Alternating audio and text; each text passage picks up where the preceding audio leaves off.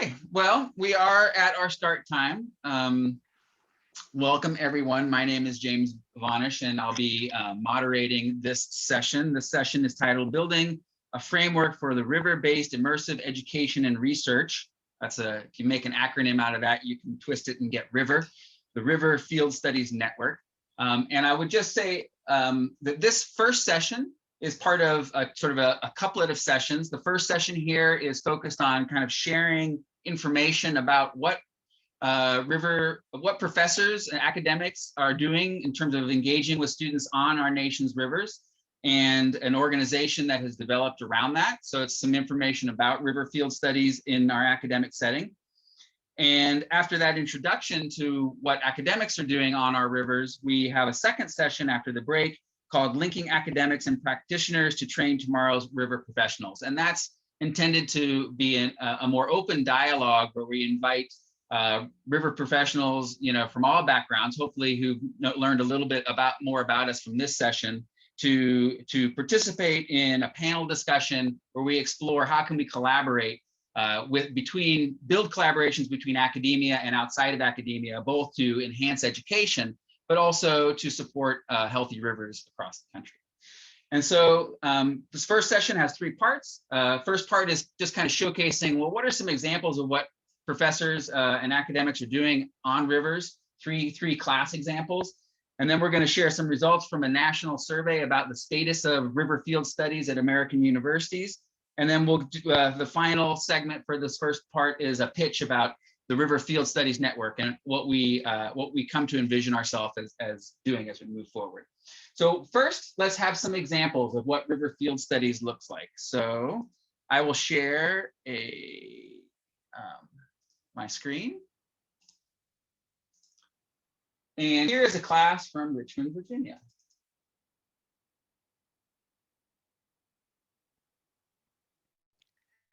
Good afternoon. My name is James Vonesh, and I'm the Assistant Director of the Center for Environmental Studies at Virginia Commonwealth University and the PI of the River Field Studies Network.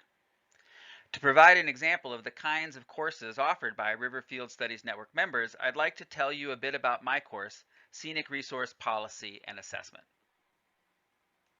VCU is a large urban public research university in Richmond, Virginia on the James River.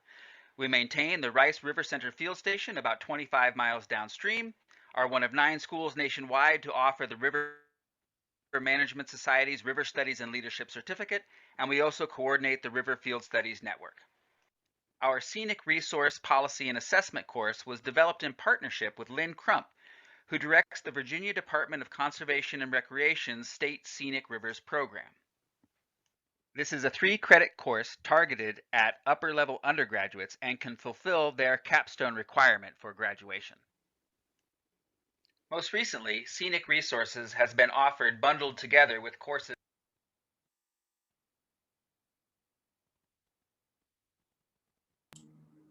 How about if we all turn off our cameras for a second? Yeah, sorry. I just saw the chat to make it full screen. I think that sunk my bandwidth there. In stream ecology and water resource policy to make a 9-credit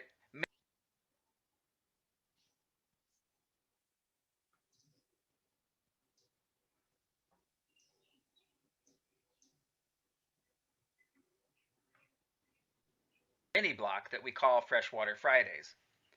Freshwater Fridays was designed in order to facilitate interdisciplinary thinking across classes and also to support opportunities for experiential learning during the academic year. The course is delivered through a mixture of classroom and fieldwork activities.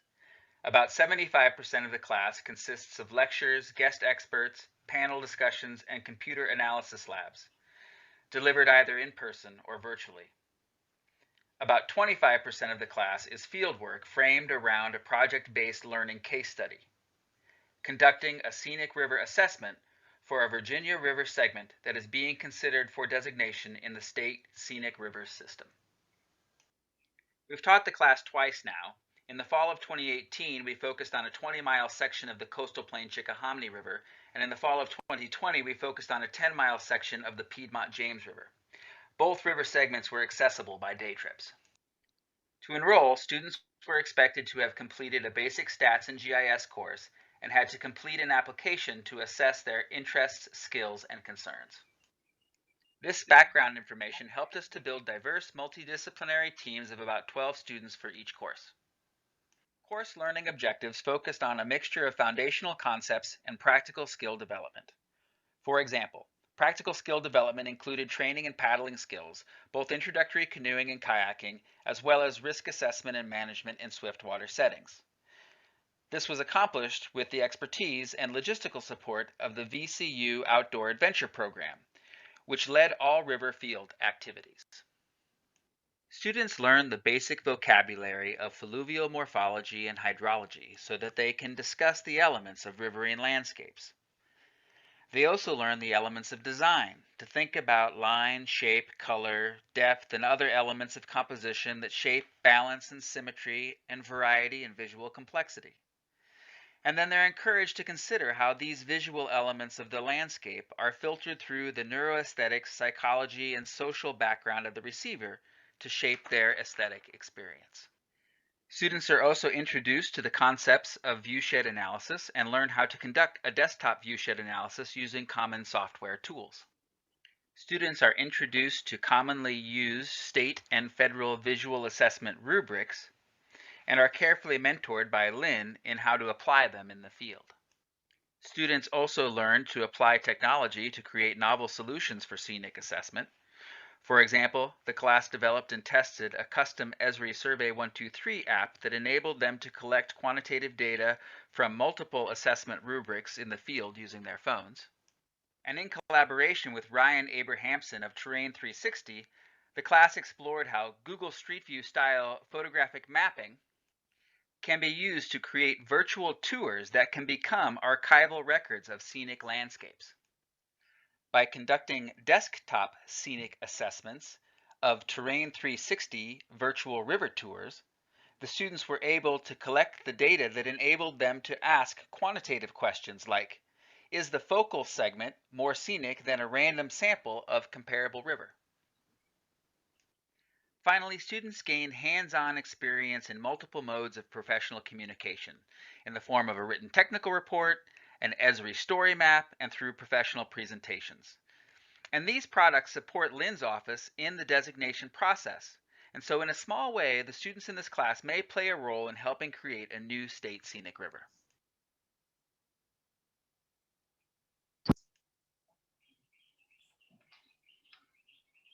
All right.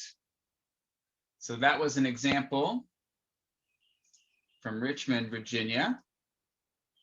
And next we move of a day class that doesn't travel down the river. We just go out to the river for a day at a time.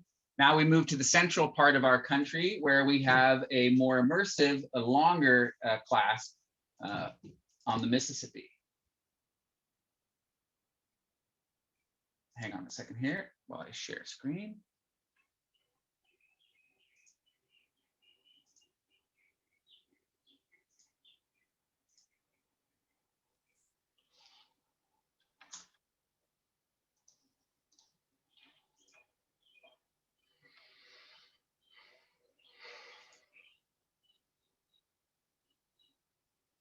University. I'm the director of the River Semester program that's been taking students out on the Mississippi, starting way back in 2000, but starting in 2015 with these longer trips down the Mississippi River as part of a full semester program. Take a diverse group of students, somewhere 12 to 16 each time, a couple field staff, a couple faculty, and then we get lots of guest speakers and lecturers, including many representatives of some of the river-related professional fields along the way. Students can choose from 6 different courses, mostly environmental studies, political science, some natural science, but we're more on the social science and humanities side of things.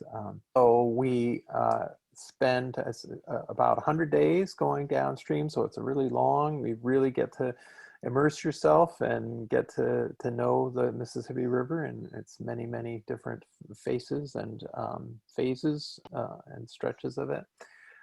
We do go source to sea, but we don't paddle the whole way. We do about 1,000 miles depending on the year and the weather, whether the river's flooding. We've had some challenging years in terms of weather conditions.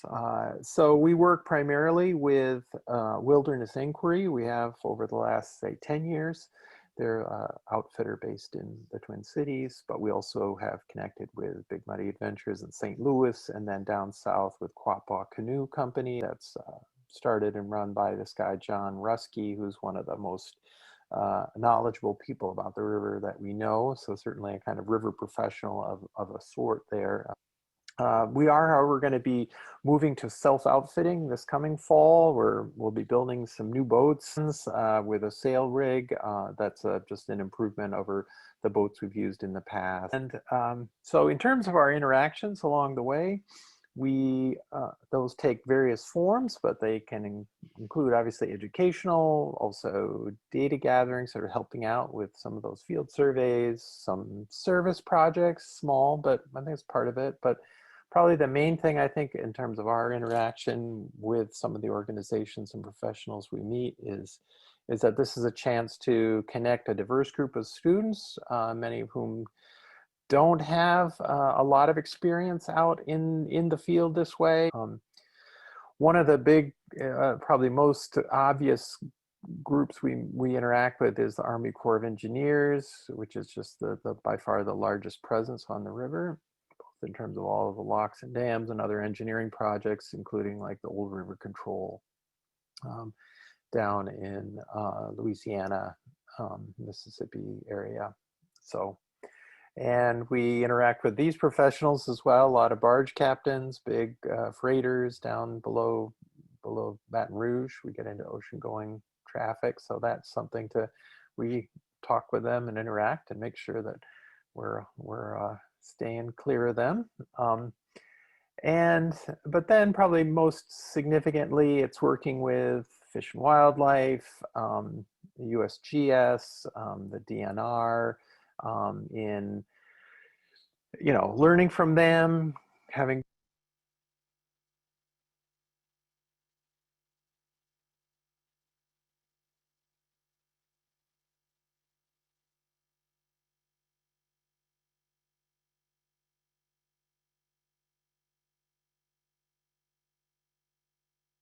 good conversations.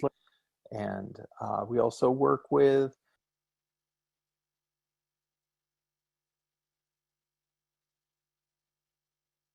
indigenous communities and learn about traditional ecological knowledge.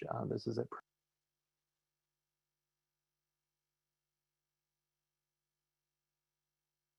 Prairie Island, the Mdewakanton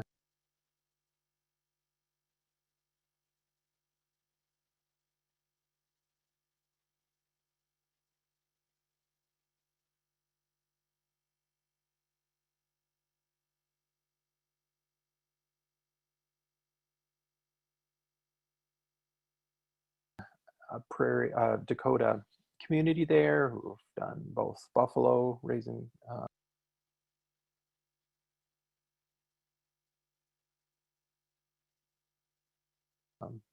buffalo herd there, and some floating marsh projects and things that we have connected with them around. We do some small service projects. There was some tree planting, a few other things we've done along the way that is helped, kind of a nice hopeful thing for students, gives them a sense of purpose. And some fish surveys, some mud, sediment sampling, things like that along the way. But as I said, main thing for us has been the way in which this experience really connects students to the river, makes them passionate about it, makes them care about it, makes them want to continue to be part of it. Nice quote here from one of the students, really about how this has had a pretty significant impact on them. So anyhow, thanks for listening. Look forward to some more discussion after we're finished here.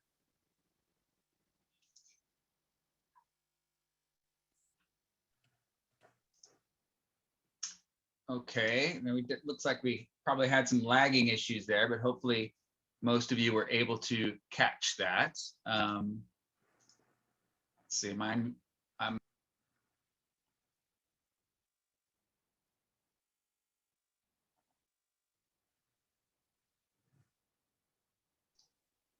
Hey, James, you're muted now.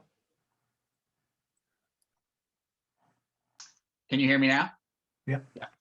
Sorry. So that was the middle of the country, and now we go to the West Coast, where Andy Roast will tell us about his course at Sierra Nevada University. Okay, I'm going to share my screen. Can everybody see this okay? Yep. All right. So my name's Andy Roast. I'm a professor at Sierra Nevada University, a part of the Rivers Network. And what I'm going to do here is share with you a little bit about the Rogue River Field course that I've been teaching for years. And that'll be case study number 3. So real quickly, Sierra Nevada University, we're a small, private, primarily undergraduate institution. We're in the Lake Tahoe Basin. We do a lot of immersive field courses. We are one of the schools that are the River Studies Leadership Certificate School. And again, I'm going to talk to you about my Rogue River course. The course itself is 2 classes that are put together. We teach an environmental science course, and we also teach concurrently an outdoor adventure leadership course. They're 12 days with a couple days on campus before we leave, and then we go for a 10-day expedition, and then it's followed by a couple days back on campus where we clean up, finish up our research, put together some research presentations, and then debrief. So what I was going to do for this is I'm going to share a video that highlights the course, and I hope that let's see if we get the bandwidth issue is managed here. Let's see if it works. And also let me know if the sound works.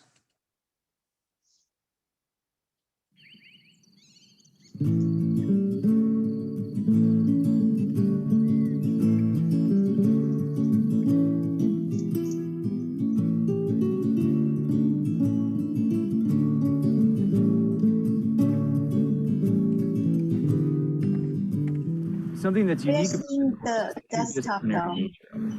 We have students who are focusing on outdoor adventure leadership topics. There's no video. We focusing only on see the environmental science desktop. topics. And then all these points Desktop? where those topics are crossing over. The chance to go. I'm sorry, what was that?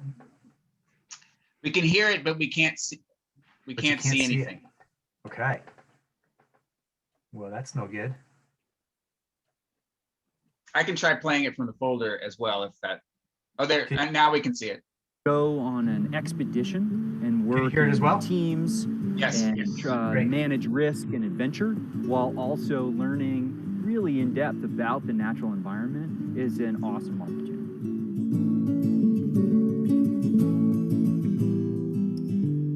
I think the place, this is a really special place, the Rogue River Canyon, the Rogue River itself are unique and wonderful and beautiful and really lend themselves to a great academic experience. When you start to know a couple things about a place and start seeing it, then all of a sudden the whole place just kind of opens up. Trying to create those experiences, and I suppose it may be more than maybe going back to like where a student's getting. I think that whether it's through the rafting or through the group work or through the backcountry living or through the science, get that kind of expanding experience where you just didn't think that it could be like this.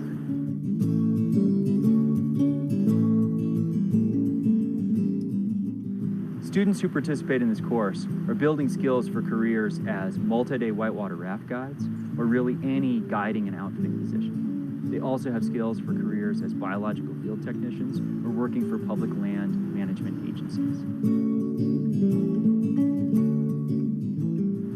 Students take on leadership roles in relation to cooking for the group, managing the camp, loading the boats, and running the boats down the river.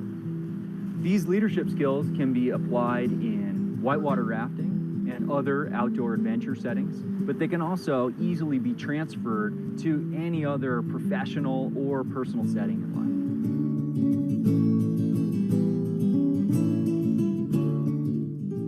It's a 7-day course where a bunch of people of all different skill levels and experience with rafting get together, and we all get out in the river and work as a team. And the whole process has been great. It's like a lot of learning, but it's learning in a way that's hands-on, which is my favorite type of learning. It's something that like really engages me.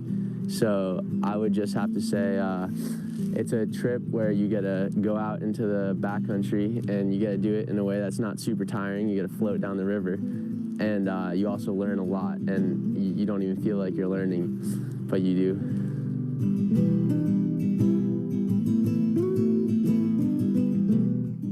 The education that happens here is amazing, and I think students should do this. I really do. And in the long term, in terms of the things that I want to accomplish as a person is to bring places like these into people's consciousness, and a lifestyle like this into people's consciousness, so that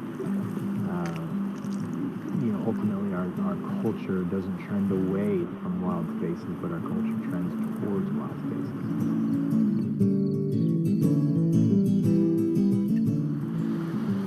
Come on the river with us.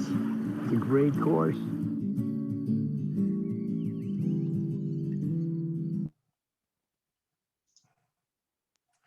All right. There you have it. Thanks everybody for listening.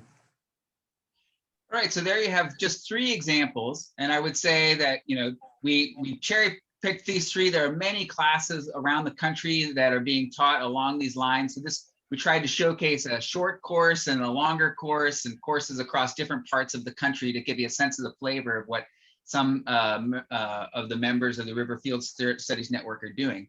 And we have just a couple of minutes. We have a couple questions for any of the faculty leading the courses that you just saw about, and then we'll transition into the next segment. Any questions? Look in the chat box here if there's anything. I have a question. Yes, Dan. For Dr. Underhill, what's your most significant challenge switching to a self-outfitting class design? Well, we have to build these boats. That'll be fun. Yeah. But we're excited about it. It'll be something that's for hands-on learning for the students. And we've got a naval architect who's donating time and stuff, so that's cool. But I'm actually seeing a lot of upside, because as much as the outfitters have been really helpful, they're not really geared towards working with the kind of programming we offer. So it's an ability to really customize the not just the vessels, but all of the logistics, the scheduling, the staffing, all of that.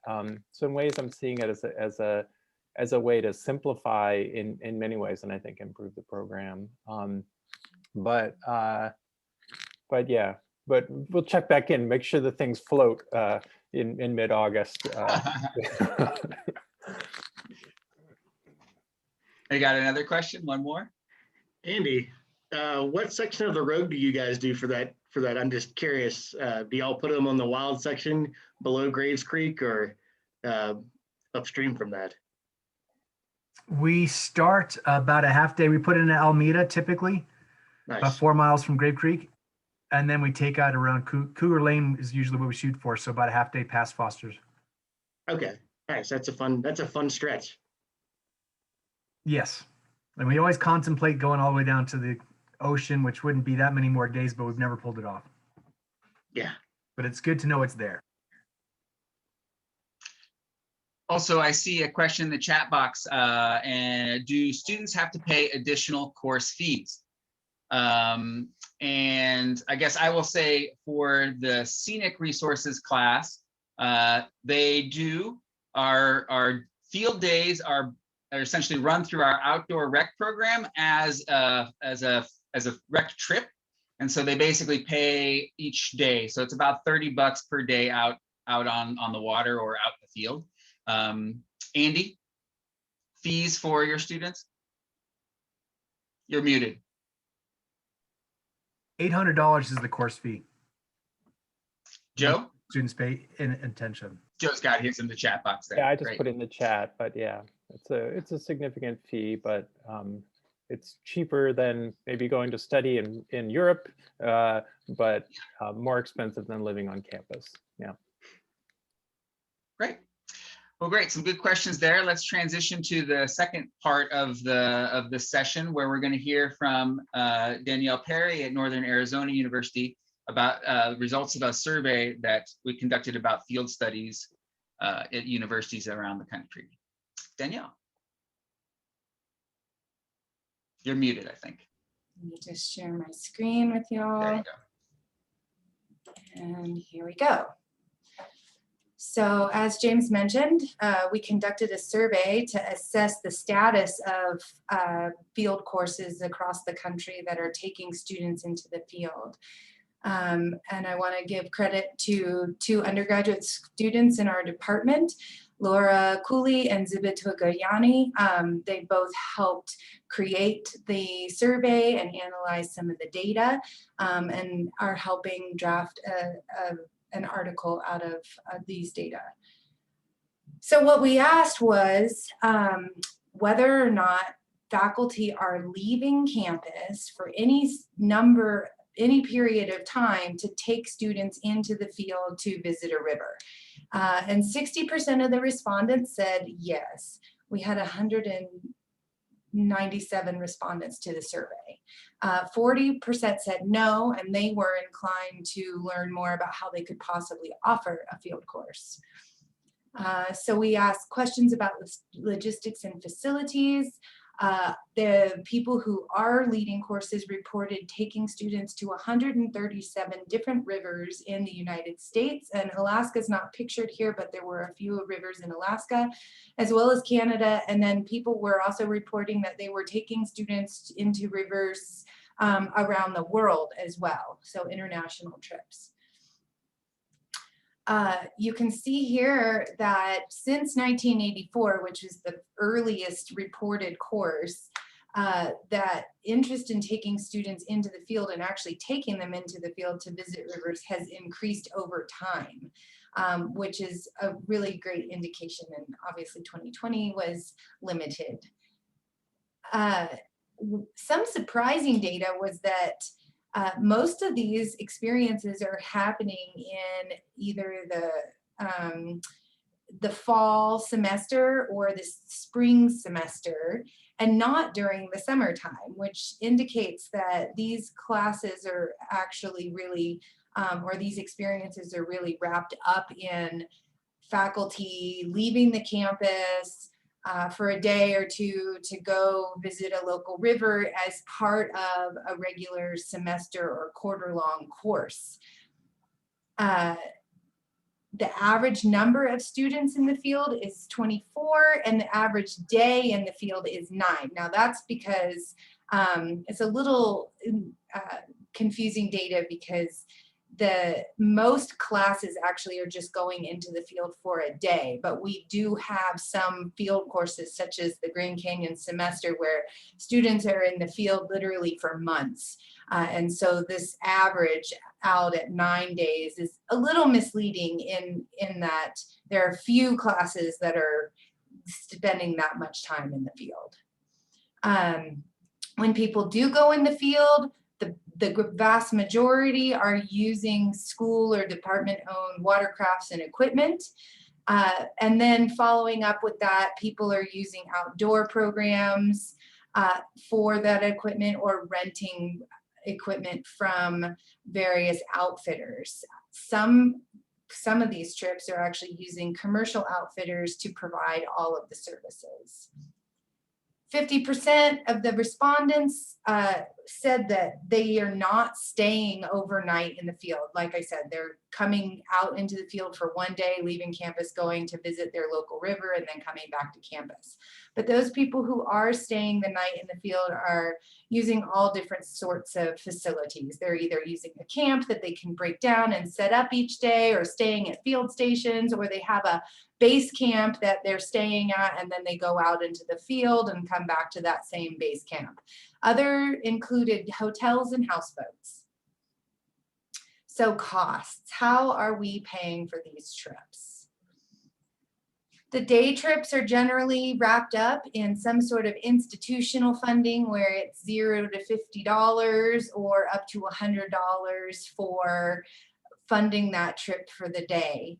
The multi-day trips cost more money depending on the number of nights out into the field, and those are generally being paid by student tuition or fees for that program. There are some grants and there are some private donations helping to fund these experiences. What kind of curriculum is being focused on in these field courses, and what are the goals of instruction? So there's a lot of disciplines that are being represented in these field courses. Ecology and biology, hydrology, not surprising, given that this was an undergraduate biology education grant that funded this study. We targeted those fields, but we also targeted other fields like engineering and hydrology and geography, and found that all of these different disciplines are being represented in the field because the faculty who are leading these courses are trying to look at the river in a holistic fashion. The declared majors of students who are participating in these courses, very high in the biology and environmental or sciences or environmental studies, ecology, etc. Collecting data in the field is certainly important for these experiences, whether they're day trips or multi-day trips. Nearly 3/4 of the people reported saying that they are collecting data in the field, anywhere from developing and asking research questions to analyzing data and writing reports about the research that's being conducted out in the field. They're analyzing data as well, either statistical data or water quality, chemistry data. They're using kits and core sampling mechanisms, using different types of machines, measuring flow, taking GIS waypoints and analyzing that spatial data. So the students who are experiencing these field courses are really learning quite a bit of data collection and analysis skills by going into the field. So when you're asked the faculty what they're interested in, what constitutes a successful field course for them, what they indicate is that they really want the students to be able to practice research skills, not just learn about it from a book, but go into the field and practice them. They want them to experience new things. A lot of students are from the city and have never been out into the field. Connecting classroom material to the real world, making those really important connections and engaging with the local communities. Desired outcomes, along similar lines, they want them to have an increased understanding of specific concepts and content related to riverine ecosystems. They want to have, they want the students to gain stronger skills in the discipline-specific procedures, and the list goes on. But you can see that there's a lot of goals for getting the students into the field so that they're learning about the environment around them in very tangible and applied ways. So risk management, what do we do when we're in the field? Risk management really runs the gamut. Safety talks seem to be the most common thing that happen for the participants.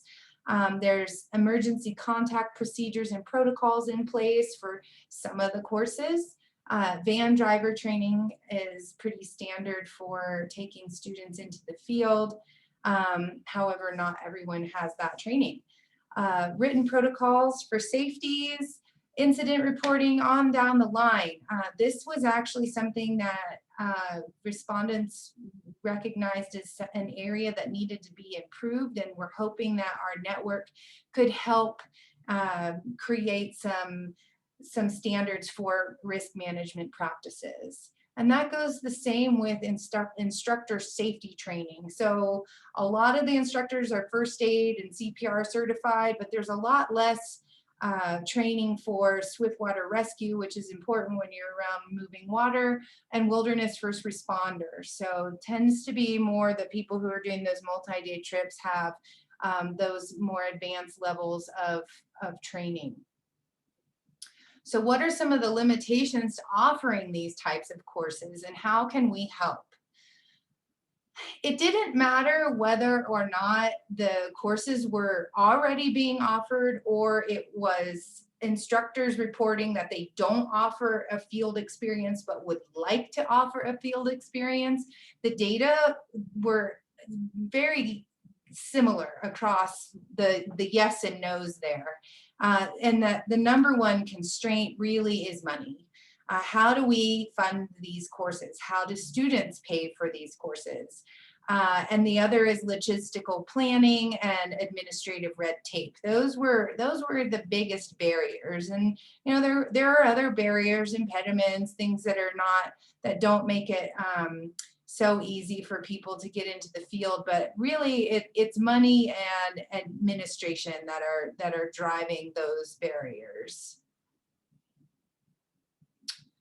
And you can see here, this is the same thing for people who are not offering the courses yet, funding and administration.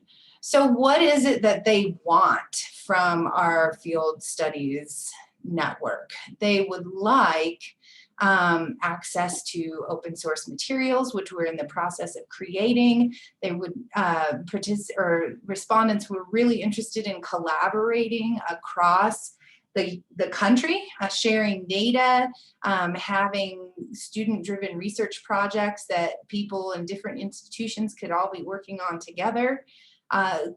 Opportunities to network with colleagues that are running these types of courses across the country, and on down the line for safety and liability, as well as recruiting new faculty. And that's all I've got there, but I can happily answer some questions for you. All right, thank you very much, Denielle. We have time for maybe one question before we transition into the next segment, but also keeping in mind there'll be some opportunity for questions at the very end. So you can hold on to those. Let's see, do I see anything in the chat box or anything? You can unmute yourself certainly and just ask your question about the survey to Denielle directly.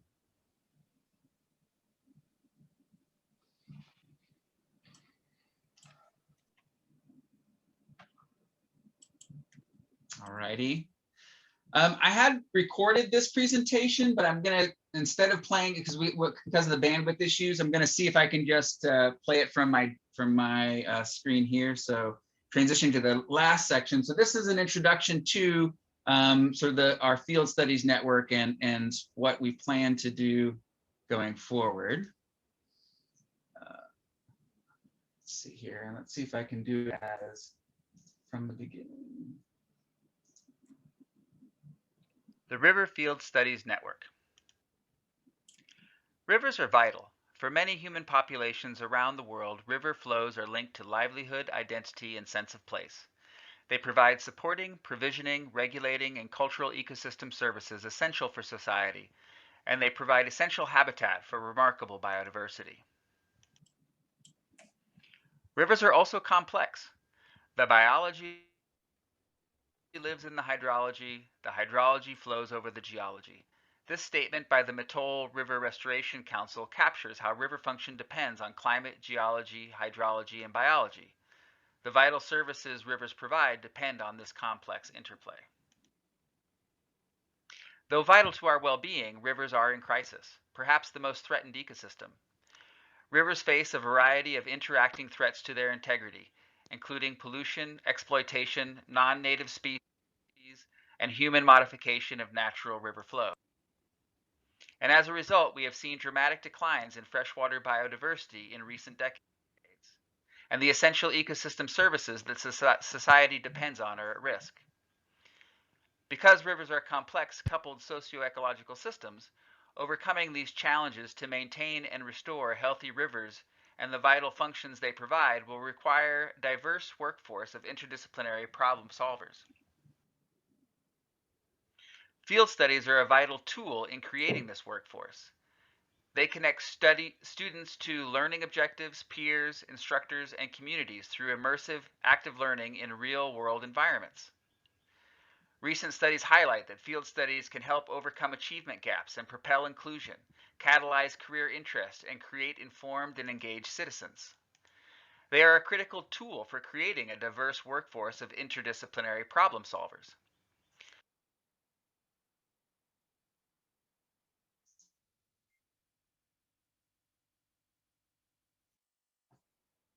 Did it just stop?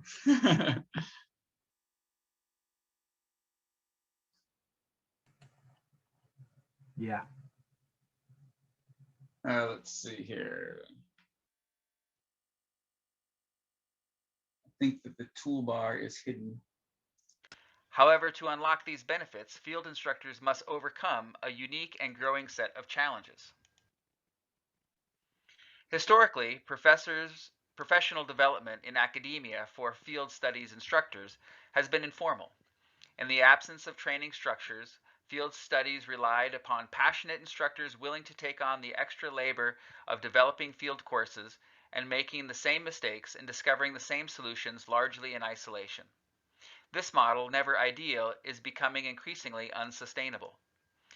In addition to knowledge of their discipline, field studies instructors today require a sophisticated grasp of specialized pedagogy and assessment, fundraising and institutional bureaucracy, issues of diversity, equity, and inclusion, and multiple dimensions of risk management. Mastering these is more than many self-taught instructors will be able to manage on their own. Without networks of support and guidance, instructors will burn out, risk-averse institutions will shy away, and field studies will continue to decline. The decline has accelerated dramatically in the past year due to new challenges presented by the global pandemic, causing more than 2,000 scientists to call for renewed investment in field stations and studies, stating that field courses are at the very heart of discovery and education. There could be no worse time to be handicapping the formation of the very students and educators that we most need to solve the great societal and environmental challenges we face in the Anthropocene. We agree, and the River Field Studies Network is our response to the paired crises of rivers and field studies. We are a community of practice supported by the National Science Foundation that aims to advance STEM education and support healthy rivers by connecting rivers, people, and science through immersive field education. By River Field Studies, we include everything from an afternoon at the campus creek to a semester-long river expedition. Our strategies to support river field studies evolved through stakeholder input, gathered from in-person and virtual workshops and a nationwide survey. Guided by the input of instructors at more than 125 universities teaching courses on nearly 140 different rivers across the United States, we identified 5 broad objectives.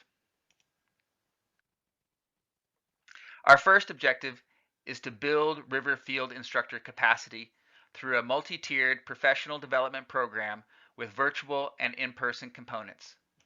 This program will provide training in the new tools for designing and assessing field activities that has been developed by our collaborators at UFERN, the Undergraduate Field Experiences Research Network, and others, and in ecological place-based pedagogy. It will also provide training in river field lab skills and pedagogy, as well as outdoor skills relating to creating safe learning environments for students working in and traveling on rivers. River STEM fields do not currently reflect the gender, racial, or ethnic diversity of our country, and this undermines our ability to create the most innovative and equitable solutions to the complex challenges rivers face. Thus, our second objective is to broaden participation in river field studies. To accomplish this, we will design our professional development to be accessible to a diverse group of stakeholders and provide instructors with training in adaptive water sports and inclusive pedagogy and technology. And we will build partnerships with organizations and communities that help us bring river field studies to broader audiences. While field studies provide a tool for higher engagement and learning, they present physical, emotional, and health risks to student well-being that are distinct from online and classroom learning environments that must be assessed and managed in order to equitably realize their benefits. Thus, our third objective is to promote safety, health, equity, and inclusion in river field studies. To address risk management, promote socially positive experiences, and encourage inclusive practices, we will provide faculty hands-on training in managing physical, social, and emotional risk in river settings, create open source undergraduate lessons in leadership, risk assessment, and management, and create and curate a library of resources and tutorials communicating best practices for river-based educators. Educational resources for river field studies was the top request based on our national survey and subsequent stakeholder input. Thus, our fourth objective is to develop this educational content. We'll accomplish this by supporting more experienced members to curate and share their existing content, and by mentoring more junior members to create new materials through their professional development training. We aim to disseminate materials that are interdisciplinary, place-based, comparative, multimodal, media-enriched, assessment-driven, and open source. Our fifth objective is to develop frameworks to share resources and facilitate community building across the network. In addition to our online and in-person activities, and working across partner institutions to facilitate exchanges across courses, we'll accomplish this through our web presence, particularly our network homepage and Cubes Hub group page. Our network homepage provides information about the network, particularly things like latest news and upcoming studies, and links to resources in areas of professional development, curriculum, diversity and outreach, risk management and safety, and links to partner organizations and network calendars. All of this is searchable through our menu-driven search window. But in addition, you can also use our resource map to browse for profiles of member institutions, member faculty, course materials or educational content, or even river-specific online content that we've pulled in, like this virtual tour of the James River in Richmond, Virginia. The webpage also links to our Cubes Hub group, where we maintain our open source resource library. We will advance these objectives by recognizing that stakeholders differ in their commitment levels and by organizing activities in an annual training and content development cycle. Our organizing team consists of a steering committee, E, focused on network level coordination and assessment, and focal area committees, D, tasked with advancing each objective. The steering committee is made of the chairs of the focal committees. Participants follow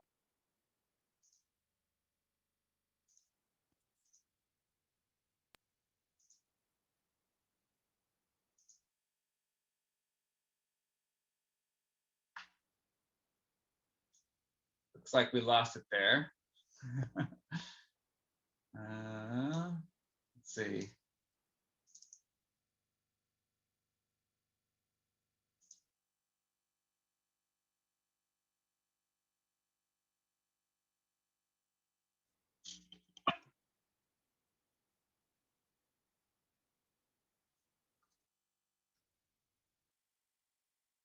Do you guys have any audio? No, and that's very odd. I can hear you. Let's see. Yeah, you can hear me. That's interesting. I don't know why the audio all of a sudden decided to check out on us. Let me just try one more time here from this current slide.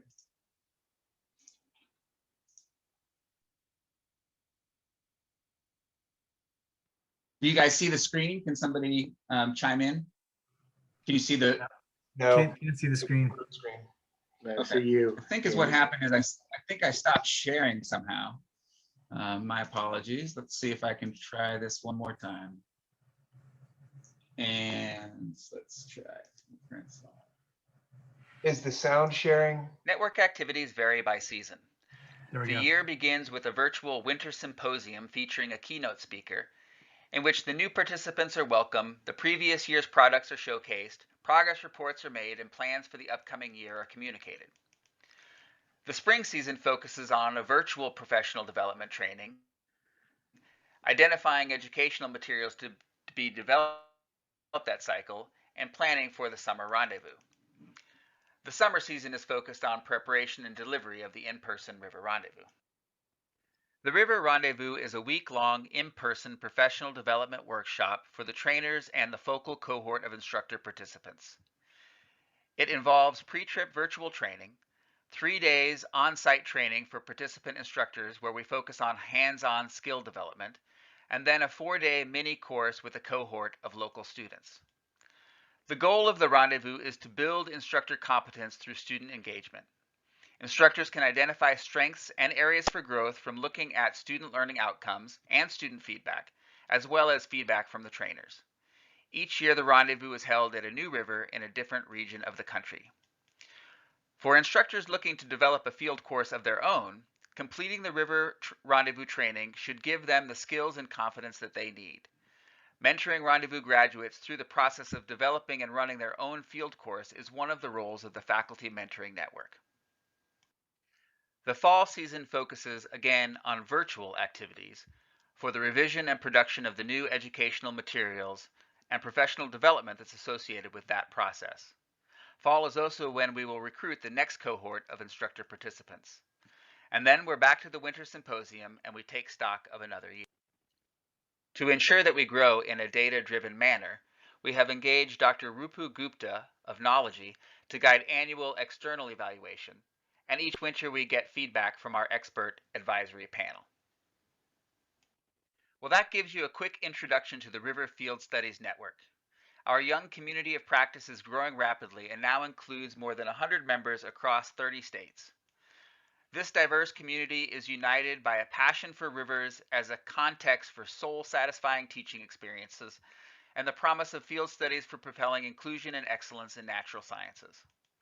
Whether you're a new instructor looking for course content and experienced mentors, a river field veteran with experience and resources to share, or a community partner looking to engage faculty expertise and undergraduate energy and enthusiasm for place-based service learning, the River Field Studies Network has something to offer you. Join us and help inspire the next generation of river scholars and stewards. Great, thank you. All right, so sorry for the technical detail. If I touched the chat box or anything while that was playing, it shut down. Apparently, that was the trick. So I just couldn't touch anything.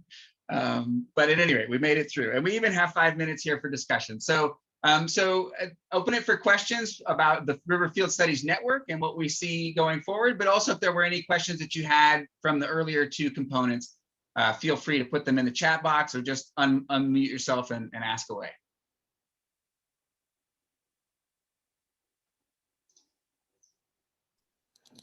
Curious to hear from any folks who work in the field of river management in whatever capacity, if listening to these presentations raised questions or about the kind of professional development you'd like to see us doing, and the particular skill sets or perspectives that are missing that you think might be added or would enrich our programming.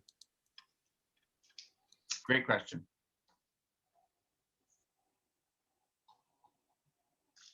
And I don't want to call, I do see a couple names that are river professionals not in academia.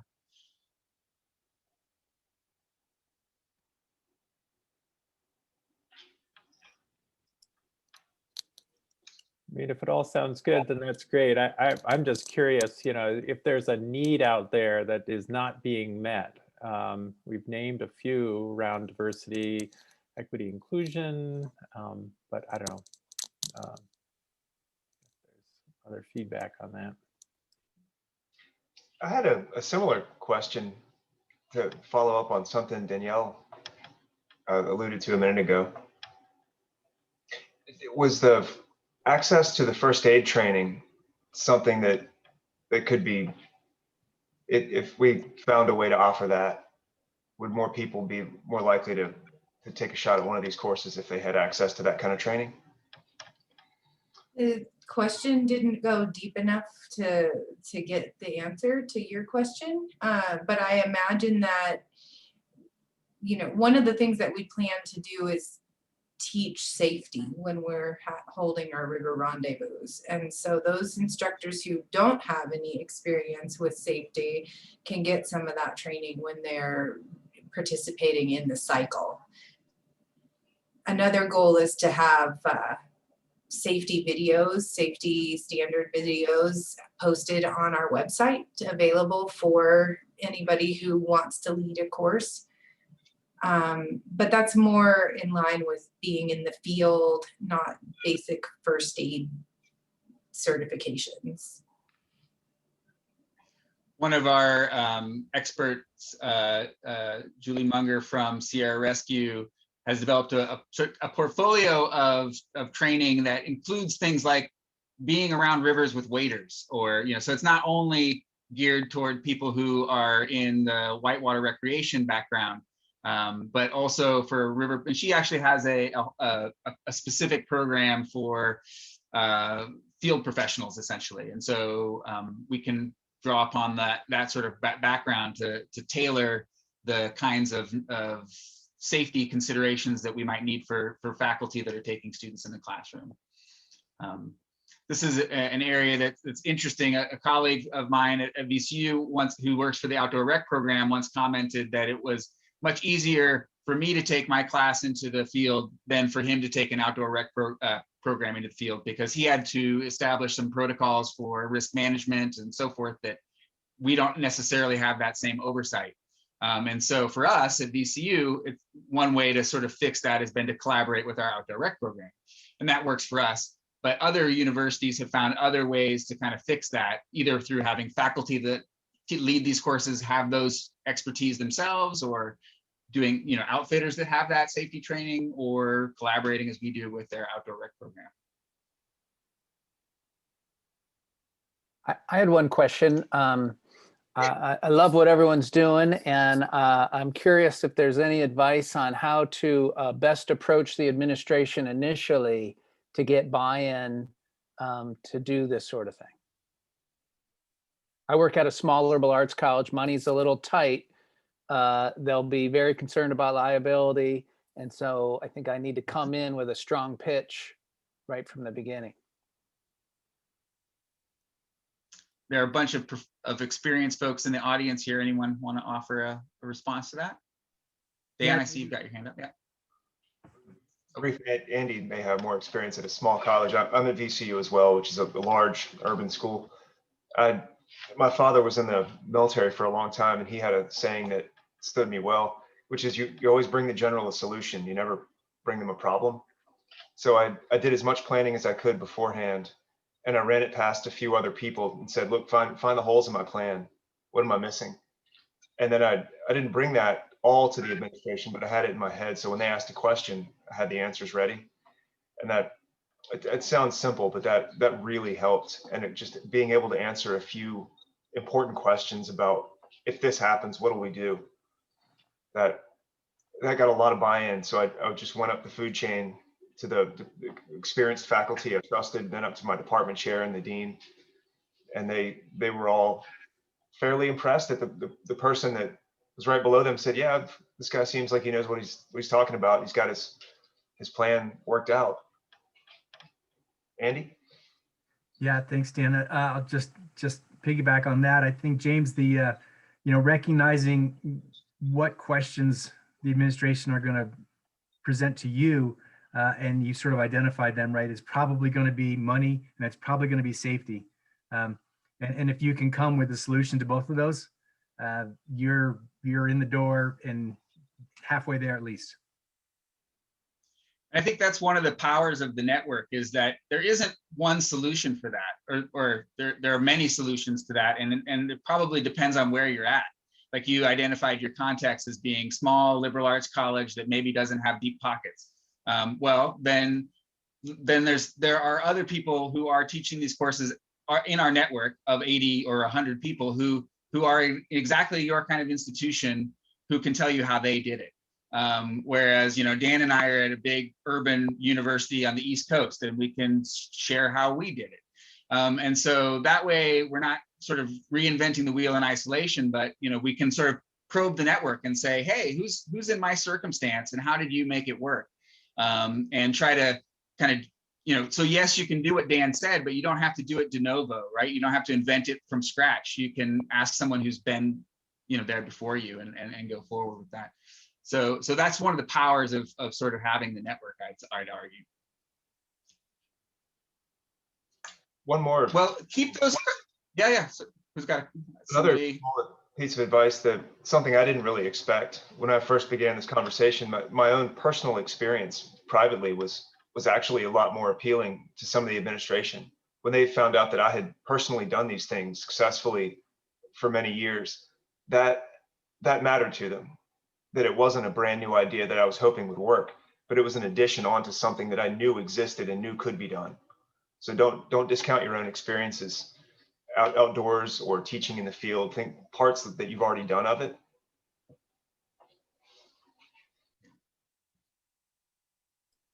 And then maybe even just telling your administration that there are 100 other faculty at institutions around the country that are already doing this. And so it's not really that crazy.